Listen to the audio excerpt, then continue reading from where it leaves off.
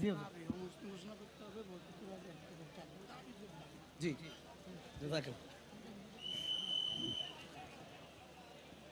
আসসালামু আলাইকুম ওয়া রাহমাতুল্লাহি ওয়া বারাকাতুহু। ইন্নাল হামদুলিল্লাহ আলহামদুলিল্লাহি ওয়াহদাহু ওয়াস সালাতু ওয়াস সালামু আলা মান লা নাবিয়্যা বা'দা।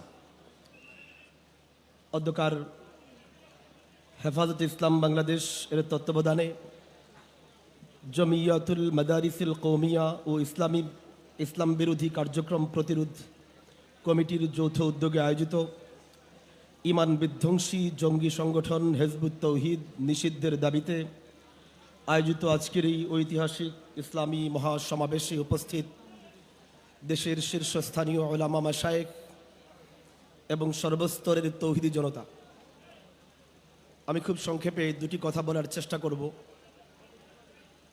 এক নম্বর বিষয় হচ্ছে যে প্রশাসনের ভাইয়েরা এখানে আছেন এবং বর্তমান সরকারের দায়িত্বশীল জিম্মাদার ভাইয়েরাও আমি জানি তাদের প্রতিনিধিরা এখানে উপস্থিত আছেন। তাদেরকে সম্বোধন করে আমি দুটি রেফারেন্স দেখাতে চাই। আমার হাতে একটি বই, এই বইটা হিজবুত তাওহীদ করটিয়া টাঙ্গাইল থেকে প্রকাশিত। এই বইটার 16 নম্বর পৃষ্ঠা, বইটার নাম ইসলামের প্রকৃত আকীদা। এই বইয়ের 16 নম্বর পৃষ্ঠায় লেখা হয়েছে, যারা সশস্ত্র সংগ্রাম তথা জিহাদে রত নয় তারা কেউ উম্মতে মুহাম্মদী নয়, তারা হাসরের ময়দানে নবীজি সাল্লাল্লাহু আলাইহি ওয়াসাল্লামের সুপারিশ পাবে না। নাম্বার 2, ইসলামের প্রকৃত সালাহ। এই বইটার 18 নম্বর পৃষ্ঠায় লেখা হয়েছে, নিজের প্রাণ ও পার্থিব সম্পদ দিয়ে সশস্ত্র সংগ্রাম করতে হবে, নইলে কোনো লোক মোমেন বলে আল্লাহর কাছে গৃহীত হবে না, সে যত বড় মুত্তাকি হোক না কেন। ইসলামের প্রকৃত সালাহ 7ম প্রকাশ, পৃষ্ঠা নাম্বার 18।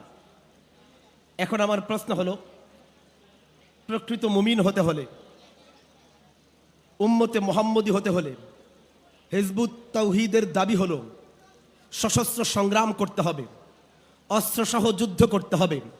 আমি প্রশ্ন রাখতে চাই, এই দেশে সশস্ত্র বাহিনী পুলিশ আছেন, সশস্ত্র বাহিনী সেনাবাহিনী আছেন, সশস্ত্র বাহিনী বিজিবি আছেন, সশস্ত্র বাহিনী বিমান বাহিনী আছে, সশস্ত্র বাহিনী কোস্ট গার্ড আছেন।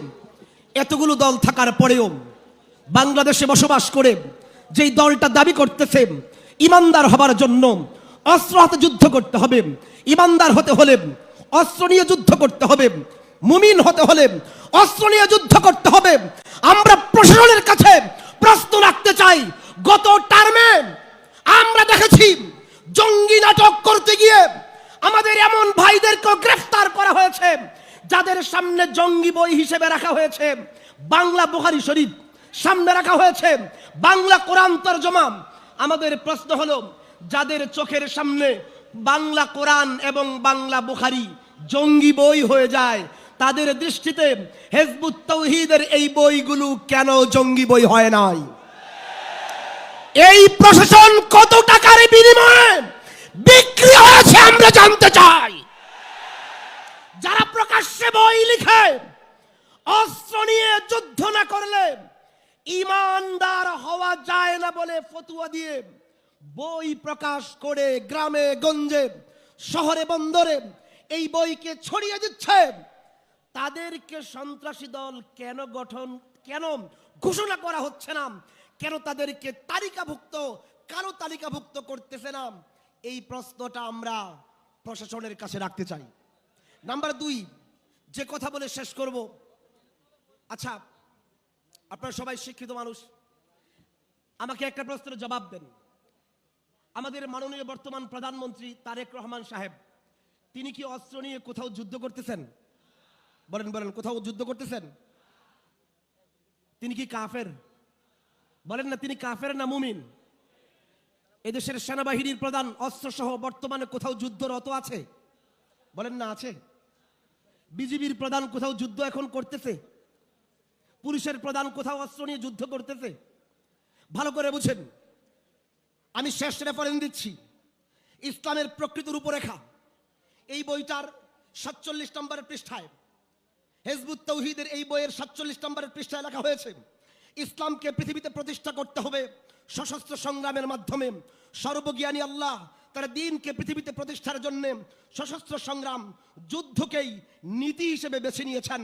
এর আগে লিখেছে, ইমানদার হবার জন্য অস্ত্র নিয়ে যুদ্ধ করতে হবে, মুমিন হবার জন্য অস্ত্র নিয়ে যুদ্ধ করতে হবে, উম্মতে মুহাম্মদী হবার জন্য অস্ত্র নিয়ে যুদ্ধ করতে হবে। প্রশ্ন হলো, এই দল যদি জঙ্গি সংগঠন না হয় তাহলে কোন দল জঙ্গি সংগঠন?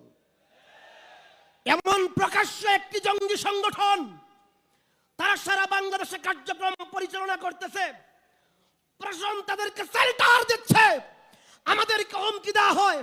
আমরা বক্তৃতা দিলে নাকি সমাজের শান্তি শৃঙ্খলা বিঘ্নিত হয়।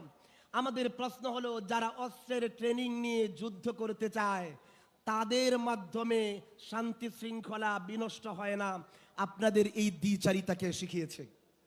আমার শেষ কথা, যদি সোজা আঙ্গুলে ঘি না ওঠে, এই সন্ত্রাসী সংগঠন, জঙ্গি সংগঠনকে যদি প্রশাসন নিষিদ্ধ না করে, যদি এই সরকার নিষিদ্ধ না করে, আমরা নরম নরম কথা ঠিক, কিন্তু গরম হলে কি হয় গত টার্মের সরকার দেখেছে।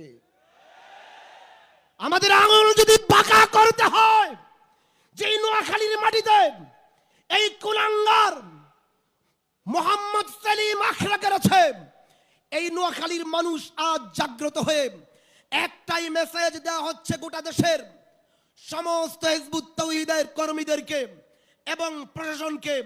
আমাদের কথা পরিষ্কার, যদি আপনাদের কানে পানি না যায় তাহলে কেমনে পানি পৌঁছাইতে হয় তা আমরা জানি। সামনে মুরব্বীরা পরামর্শ করে যদি কর্মসূচি দেন এই জঙ্গি সংগঠনকে নিষিদ্ধ করার জন্য, আমরা পুরা নোয়াখালী, পুরা কুমিল্লা, পুরা চাঁদপুর, পুরা লক্ষ্মীপুর, পুরা ফেনীকে ব্লক করার জন্য রাজি আছেন?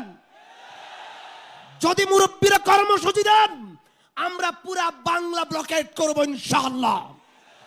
এই জঙ্গি